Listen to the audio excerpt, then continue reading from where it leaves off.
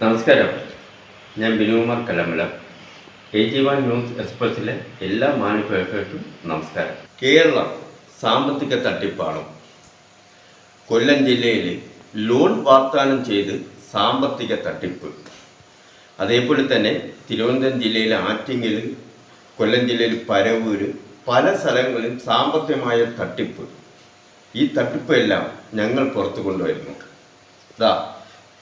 കൊല്ലം ജില്ലയിലൂടെ loan വാഗ്ദാനം ചെയ്ത് തട്ടിപ്പിൻ്റെ അവൻ്റെ പ്രതികളായിട്ടുള്ള വ്യക്തികൾ അവർ വെളിപ്പെടുത്തുന്ന സംഭവം നിങ്ങളെ മുന്നിൽ ഞങ്ങൾ എത്തിക്കുന്നു. നമസ്കാരം, എൻ്റെ പേര് രമ്യ. നമസ്കാരം, എൻ്റെ പേര് അനീഷ്.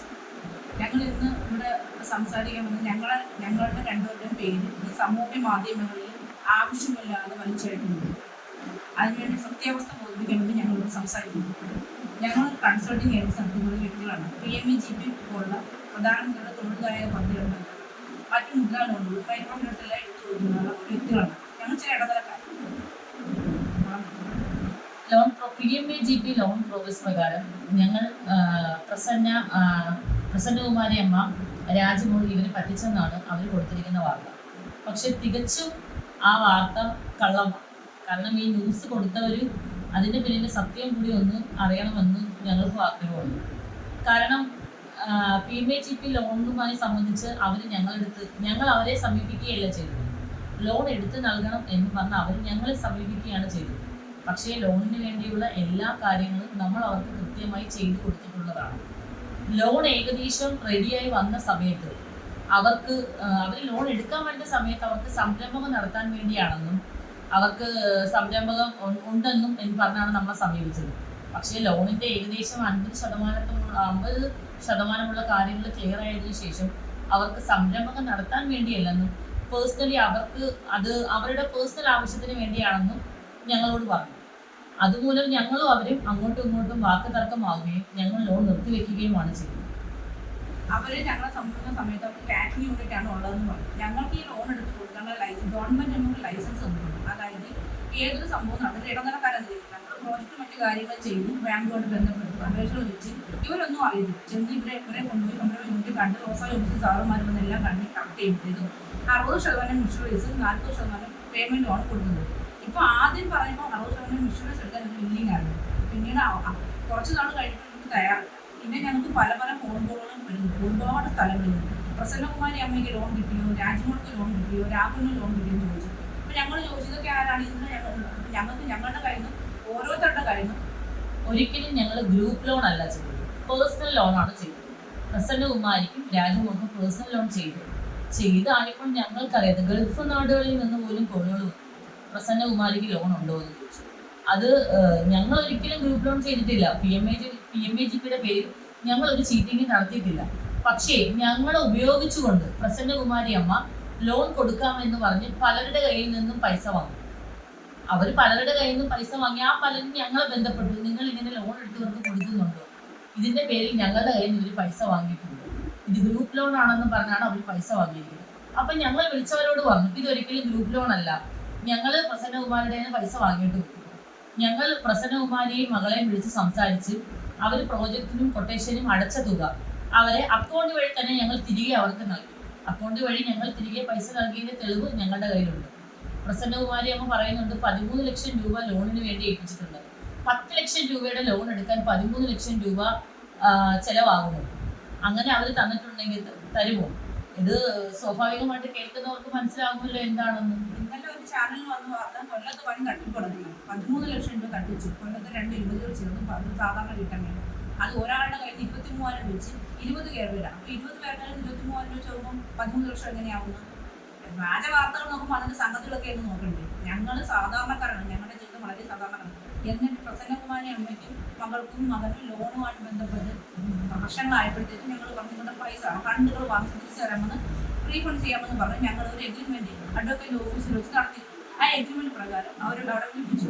അവർ വന്നു, കൊല്ലത്ത് വന്ന് ഞങ്ങൾ പറഞ്ഞു സമാധാനമായിട്ട് സംസാരിച്ച് ഞങ്ങൾ എഗ്രിമെന്റ് നടത്തിയ പ്രകാരം അവർക്ക് ആദ്യ ദിവസം റീഫണ്ട് തിരികെ നൽകുകയും ചെയ്തിട്ടുള്ളതാണ്. സമാധാനപരമായിട്ട് നമ്മൾ സംസാരിച്ച് ഞങ്ങളുടെ വീട്ടിലോട്ട് അനീഷയുടെ വീട്ടിലോട്ട് സഹപ്രവർത്തകരെ അനീഷയുടെ വീട്ടിൽ പോകാനായിട്ട് ഇരിക്കുകയാണ്. കൊല്ലത്ത് എന്നെ സമീപിച്ച് എന്നെ പിടിച്ചു വലിച്ച് വണ്ടിയിൽ കയറ്റി ഉപദ്രവിക്കുകയും അനീഷയുടെ വീട്ടിൽ കൊണ്ട് മർദ്ദിക്കുകയും ചെയ്തു. അതിൻ്റെ വീഡിയോസും ദൃശ്യങ്ങളും ഉണ്ട് ഞങ്ങളുടെ കയ്യിൽ.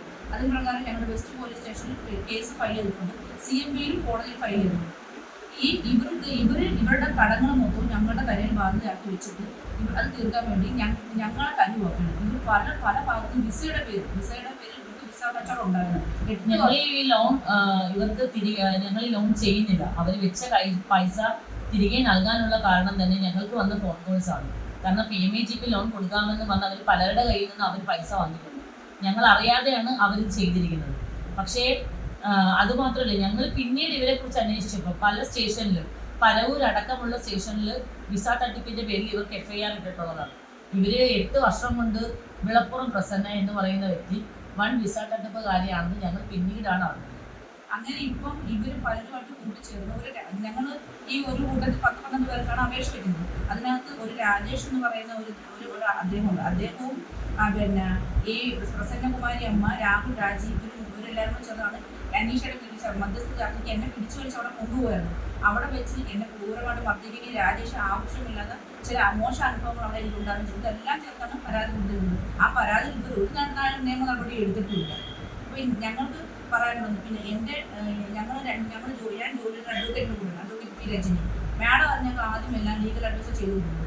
ഇപ്പം മാഡം ഞങ്ങൾ ഓരോ ലോൺ ചെയ്യുമ്പോൾ ഞങ്ങൾക്ക് ഏകദേശം കമ്മീഷൻ ദിവസം 3000 അല്ലെങ്കിൽ 4000 രൂപ കൊടുക്കും. ആ 4000 രൂപയ്ക്ക് അതൊരു ഭാഗം മാഡത്തിന് കൊടുക്കും. മാഡമാണ് ചെയ്തുകൊണ്ടിരുന്നത്. ഇടയ്ക്ക് വെച്ച് മാഡം ഞാൻ പകുതി ഭാഗം പൈസയും മാഡത്തിന് കൊടുക്കണമെന്ന് പറഞ്ഞാൽ ആവശ്യപ്പെടുകയും മാഡം ഒരുപാട് ചീറ്റിംഗ് പ്രതിയാണ്, ചീറ്റിംഗ് കേസുകൾ പ്രതിയാണ്. അങ്ങനെ ഞാൻ ഓഫീസ് ഒന്ന് ഉപേക്ഷിക്കുകയും ചെയ്തു. പിന്നെ അതിനുശേഷം മാഡം എനിക്കൊരു 3 ലക്ഷം രൂപ അതൊന്നും തരാനില്ല മാഡം. ആ മാഡം ഇവരെ കൂടെ ചേർന്ന് ഞങ്ങൾക്കെതിരെ പല സ്റ്റേഷനിൽ പരാതി കൊടുക്കുക, ഞങ്ങൾ ആളുകളിൽ പറ്റിക്കുമെന്ന് പറഞ്ഞ് ഇങ്ങനെ പറഞ്ഞ് അപവാദപ്പെടുത്തുന്നു. ഞങ്ങൾക്ക് കുടുംബവും കുട്ടികളും ഒക്കെ ഉള്ളതാണ്. ഈ 13 ലക്ഷം രൂപ ഞങ്ങൾ പറ്റിച്ചിട്ടുണ്ട്. ഞങ്ങൾ കോടതിയെ സമീപിക്കുന്നു. ഞങ്ങൾക്ക് നീതി വേണം. അവര് ന്യൂസിലും ഇതിലും ഒക്കെ പറയുന്നുണ്ട് 13 ലക്ഷം രൂപ വാങ്ങിയത്. ആ 13 ലക്ഷം രൂപ എങ്ങനെയാണ് വാങ്ങിയത് അതിന്റെ തെളിവ് അവരോടൊന്ന് കാണിക്കാം. ഞങ്ങൾ അവരുടെ കയ്യിൽ നിന്ന് അക്കൗണ്ട് വഴിയാണ് പൈസ വാങ്ങിയത്. തിരികെ അക്കൗണ്ട് വഴി ക്യാഷ് തിരികെ നൽകിയിട്ടുണ്ട്. ഈ PMAGP ലോണിന്റെ പേരിൽ ഞങ്ങളെ മുൻനിർത്തിക്കൊണ്ട് അവര് വൻ തട്ടിപ്പാണ് നടത്തിയിരിക്കുന്നത്. അതിന്റെ സത്യാവസ്ഥ അറിയാതെ ഒരുപാട് മാധ്യമങ്ങൾ ഈ ന്യൂസ് കൊടുത്ത് ഞങ്ങളെ ആക്ഷേപിക്കുന്നുണ്ട്. പക്ഷെ സത്യം എന്താണെന്ന് തിരിച്ചറിഞ്ഞതിന് ശേഷം ന്യൂസ് കൊടുക്കുക. ഇതിന്റെ പേരിൽ ഇവർക്ക് ഇതിന്റെ യഥാർത്ഥ സംഭവം ഈ വിളപ്പുറം പ്രസന്നകുമാരി തന്നെ ഇവരെ അറിയപ്പെടുന്നത്. വിളപ്പുറം പ്രസന്നകുമാരി എന്ന് പറഞ്ഞാൽ 10-30 കേസുകളിൽ പ്രതിയാണ്. അതായത് വിസ തട്ടിപ്പിൽ പ്രതിയാണ്. ഇവർ കുറച്ച് വർഷങ്ങൾ കുവൈറ്റിലും ജോലിയായിരുന്നു. അതിന്റെ അടിസ്ഥാനത്തിൽ ഇവർക്ക് വിസ കച്ചവടം ഉണ്ടായിരുന്നു. ഇവർ നാട്ടിൽ വരികയും നാട്ടിൽ വന്ന് പാവപ്പെട്ട പുരുഷന്മാരെയും സ്ത്രീകളെയും വിസയുടെ പേരിൽ പണം വാങ്ങിച്ച് കുറച്ച് വിസിറ്റിംഗ് വിസ നൽകി പണം തട്ടിയെടുക്കുകയും ചെയ്യുന്ന കേസുകൾ 30ഓളം കേസുകൾ ഇവർ പ്രതിയാണ്. അതിൽ പരവൂർ പോലീസ് സ്റ്റേഷനിൽ FIR ഇട്ട് ഇവർ ജാമ്യത്തിൽ നിൽക്കുകയാണ്. ഇതൊന്നും ഞങ്ങൾക്ക് അറിയില്ലായിരുന്നു. 90 ലക്ഷം രൂപയുടെ ബാധ്യത ഇവർക്കുണ്ട്. ഇതൊന്നും ഞങ്ങൾ അറിഞ്ഞു വന്നപ്പോൾ ചോദിച്ചപ്പോഴാണ് ഞങ്ങൾ ഈ ലോൺ ക്ലോസ് ചെയ്യാൻ തീരുമാനിച്ചു. ഇവരുടെ ഫോൺ കോളുകൾ കാരണമാണ് മെയിനായിട്ട് ഇത് ക്ലോസ് ചെയ്യാനുള്ള കാരണം തന്നെ വന്നത്. ആ ഫോൺ കോളുകളിലൂടെയാണ് ഞങ്ങൾ കൂടുതൽ കാര്യങ്ങൾ അറിഞ്ഞത്. പിന്നീട് ഞങ്ങൾ ഇത് അന്വേഷിക്കുകയും കാര്യങ്ങൾ ചെയ്തപ്പം പരവൂർ സ്റ്റേഷനിൽ ഇവർക്കെതിരെ FIR ഇട്ടിട്ടുണ്ടെന്നും ഇവർ ജാമ്യത്തിൽ നിൽക്കുകയാണ്, വൺ വിസ തട്ടിപ്പ് സംഘത്തിലെ ആളാണെന്നും ഞങ്ങൾ പിന്നീടാണ് മനസ്സിലാക്കുന്നത്. ഞങ്ങൾ ഇവിടെ നിന്ന് പ്രോസസ്സിംഗ് ആയിട്ട് വാങ്ങിച്ച പൈസ തിരിച്ചു കൊടുക്കുകയും എനിക്ക് ഒരുപാട് മർദ്ദിക്കുകയും എൻ്റെ സഹപ്രവർത്തകരുടെ വീട്ടിൽ കൊണ്ടുപോയി ശാരീരികമായിട്ടും മാനസികമായിട്ടും മോശം അനുഭവത്തിൽ ഉപദ്രവിക്കുകയും ചെയ്ത സമയത്ത് എൻ്റെ സഹപ്രവർത്തകർ പോലീസ് കൺട്രോൾ റൂമിൽ വിളിച്ച് അവിടുന്ന് വണ്ടി വന്നിന് ഹോസ്പിറ്റലിൽ അഡ്മിറ്റ് ആക്കുകയാണ് ചെയ്തിരുന്നത്. അത് പരാതി ഞാൻ കൊടുത്തിട്ടുമുണ്ട്. ഇവർക്ക് ഇപ്പോൾ സഹായിക്കുന്ന ഇവരൊരു അഡ്വക്കേറ്റാണ്, പരവൂർ അഡ്വക്കേറ്റ് ലേഡി അഡ്വക്കേറ്റാണ് സഹായിക്കുന്നത്. ആ അഡ്വക്കേറ്റ് എന്നോടുള്ള വ്യക്തിവിരോധം കൊണ്ടാണ് സഹായിക്കുന്നത്. കാരണം ഞാൻ അഡ്വക്കേറ്റിൻ്റെ കൂടെ ജോലി ചെയ്യുന്നത്. അവരാണ് ഞങ്ങളുടെ കൺസൾട്ടന്റ് ലീഗൽ അഡ്വൈസർ. പക്ഷെ അവർക്ക് ആദ്യമൊക്കെ ഒരു പ്രശ്നമില്ലായിരുന്നു. പിന്നെ അവർക്ക് ഞങ്ങളുടെ ഇവിടുന്ന് പ്രോസസ്സിംഗ് ഫീസ് മൊത്തമായിട്ട് വരുന്ന ആവശ്യപ്പെടും ഞങ്ങൾ തെറ്റി. അങ്ങനെ ഞാനുമായിട്ട് തെറ്റി ഞാൻ ഓഫീസിൽ നിന്ന് ഇറങ്ങേണ്ടി വന്നു. എനിക്കൊരു 3 ലക്ഷം രൂപയോളം അവർ തരാനുണ്ട്. ഈ എല്ലാ ഒത്താശയും കൂട്ടു നിൽക്കുന്നത് സമൂഹത്തിൽ ഉന്നതരാണ് ഇവർക്ക്. കാരണം ഒരു നിയമസഹായ വിദഗ്ധൻ ഉണ്ടായിരുന്നു. അദ്ദേഹമാണ് പോലീസ് സ്റ്റേഷനിൽ അധികൃതരുടെ കൂടെ പോയി കള്ളപ്പരാതി കൊടുത്തത്. ഇവർ ഏകദേശം സാധാരണക്കാരായി ലോൺ കൊടുക്കാമെന്ന് പറഞ്ഞ് 90,000 രൂപ, 1 ലക്ഷം രൂപ, 50,000 രൂപ ഒക്കെ വാങ്ങിച്ചിട്ടുണ്ട്. ഞങ്ങൾ ഇവർക്ക് കൊടുക്കാനുള്ള ഫണ്ട് കൊടുത്തു കഴിഞ്ഞു. എന്നിട്ട് ഞങ്ങൾ ഉപദ്രവിച്ചുകൊണ്ടിരിക്കുകയാണ്. ഞങ്ങൾ കോടതിയെ സമീപിച്ചിട്ടുണ്ട്. ഞങ്ങൾക്ക് നീതി കിട്ടും എന്നുള്ള പ്രതീക്ഷയിലാണ് ഞങ്ങൾ കോടതിയെ സമീപിച്ചിരിക്കുന്നത്. സത്യാവസ്ഥ മനസ്സിലാക്കാതെ ന്യൂസ് ചെയ്യുന്നവർ പുറമേ ഉള്ള കാര്യങ്ങളും കൂടി ചിന്തിച്ചു നോക്കുകയാണ്.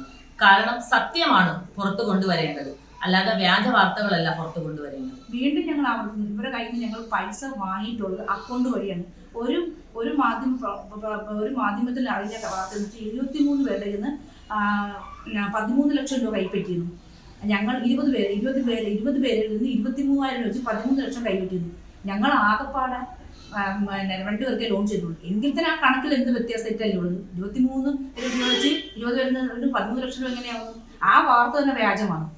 10 ലക്ഷം രൂപയുടെ ഒരു ലോൺ എടുക്കാൻ 13 ലക്ഷം രൂപ ചിലവ് വന്നു.